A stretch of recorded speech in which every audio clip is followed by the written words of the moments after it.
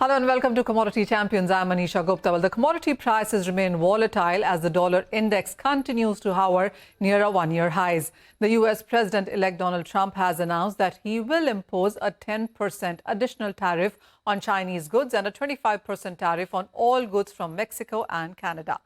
This is expected to strengthen the U.S. dollar further and put more pressure on commodities. Other factors impacting the commodity market include geopolitical uncertainties linked to the Ukraine-Russia war and Israel-Hezbollah, as well as the anticipation of a Fed rate cut in the month of December. When we take a look at silver, the precious metal has been on a bullish trajectory for the last few months. It has, though, seen a sharp decline of 10% in the past month following the U.S. elections. To discuss the outlook of silver, we are now joined by DiRienzo. He's president and CEO of the Silver Institute. Michael, hi, thank you so much for being with us. First of all, on what does Trump coming as the U.S. president mean for various commodities, especially silver? We have seen commodity prices very, very volatile. How are you reading into this? Well, thank you, first of all, Manisha, for the opportunity to join you today. Look, it's anybody's guess how this is going to affect the commodities complex, right? You know, when he was elected in 2016, it affected it to a certain degree. But you're right, the dollar is important as it is the currency that is used by so many nations across the world. And if it continues to rise, as it has since his election, it could have an impact on precious metals prices, and including silver. Now, look, it's not good news when you hear the word tariff, right? And you look at the high number he wants to put on China. Will that affect Chinese industrial demand? Potentially. That's a big part of the silver equation these days. It's a investment metal and it's an industrial metal. And right now, we'll just have to wait and see how this affects silver. Oh, well, absolutely. Michael, we do understand that all of silver in the global markets and 60% of that use really comes in from the industrial markets right now. So when you look at the global markets, how much would you say China comprises of when it comes to industrial demand for silver? Well, we just sort of looked at these numbers recently. We put out a press release 2 weeks ago looking at the interim prices and so forth of the complex since our World Silver Survey in April. We think that, you know, China is going to be the leader again this year with respect to industrial demand. If you just look at their electrical and electronics component alone, that's expected to hit a new high of about 210 million ounces, which is roughly 6,600 tons. And to put that in perspective, just 2 years ago, their demand was about 3,900 tons with respect to just that one category. We do think globally, however, that certain components are going to rise over the year. What is your sense on the Indian demand now going forward? Because here as well, while the investment demand continues strong, I mean, if silver ETFs is anything to go by, we've seen very, very strong AUMs come into that one. How would you look at the Indian demand investment, that is, vis-a-vis the global investment demand in silver? Well, in terms of global investment demand, I mean, India is really keeping us in the game right now because we are projecting about a 15% decrease this year in terms of physical investment. And we're talking coins and bars. But on exchange traded products, we're looking at our first annual inflows into these products this year, the first in 3 years. And that has come along with the expectation of further Fed rate cuts. There have been some periods of dollar weakness, and the falling yields have benefited silver investment. At the end of October this year, Manisha, we're looking at global holdings in ETPs to be up about 8% from year-end 2023.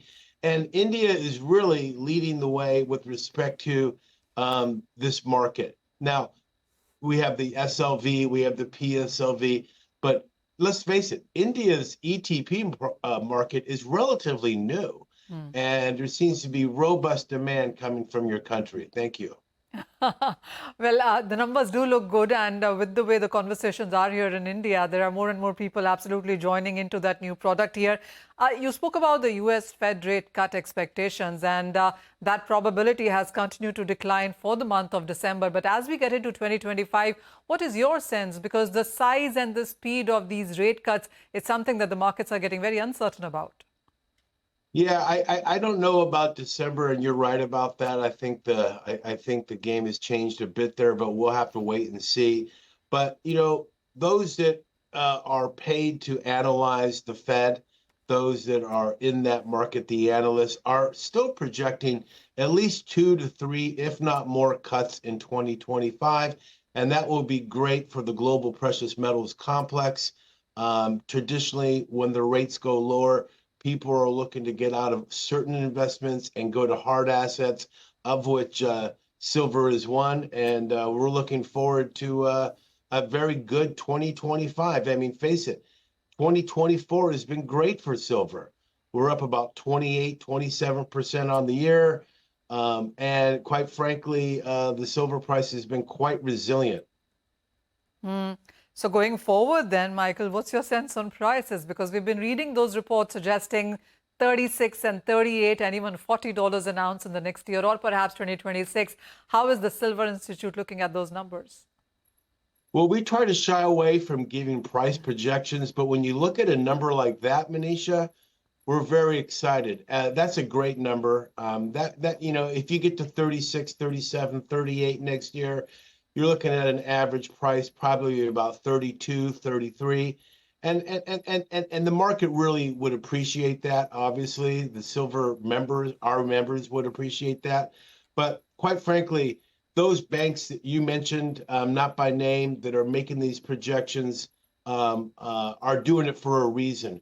And the reason is that silver continues to be a valuable resource, and its future is extraordinarily bright with the green revolution. Michael, what is the kind of deficit that we're looking at in this year? I mean, this is the fourth straight year of a deficit. Are we anticipating a deficit in 2025 as well? We are indeed. We are in 2025. Yeah, we think the deficit is going to continue. This year, we're projecting it at about 182 million ounces. That will make the fourth consecutive year of deficits. And while I don't have an exact number for 2025 just yet, we are projecting that it will be a fifth year of deficits in the silver market.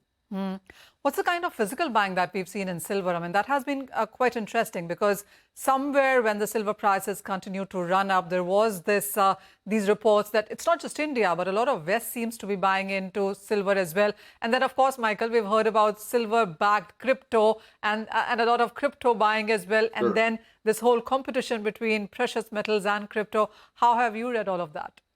Well, it's an interesting question, Manisha, and quite frankly, while we do project there will be a decrease in physical demand this year with respect to bars and coins, we just think that it has to improve. I mean, look at the numbers were not great for this year. We're talking about a 15% down to a 4-year low, but we think that. Taking India, for example, we think they're expected to enjoy higher bar and coin sales thanks to bullish price expectations and, of course, a cut in the import duty on silver bullion. So that's going to help as we go into 2025. With respect to the crypto and the gold and silver issue, look, at crypto is doing rather well. I mean, they're if you just take a look at Bitcoin itself. But you're right. There are a lot of innovators in that space that are using gold and silver as a backstop to these crypto devices or mechanisms. So we think that silver and gold will have a role in that space going forward.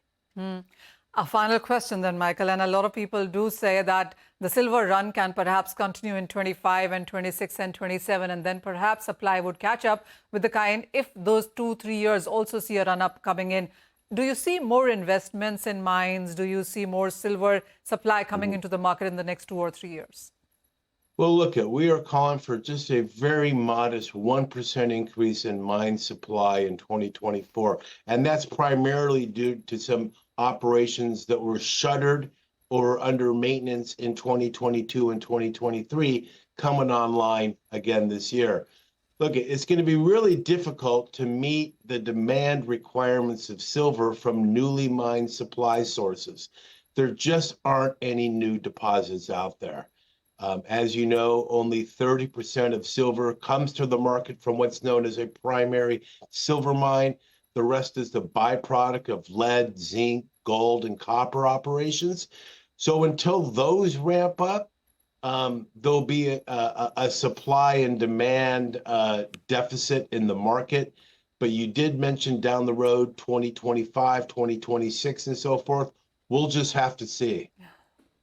Well, that point is well taken, Michael. And as always, thank you so much for taking time out for CNBC TV 18. So, well, yes, bullishness could continue in case of silver prices.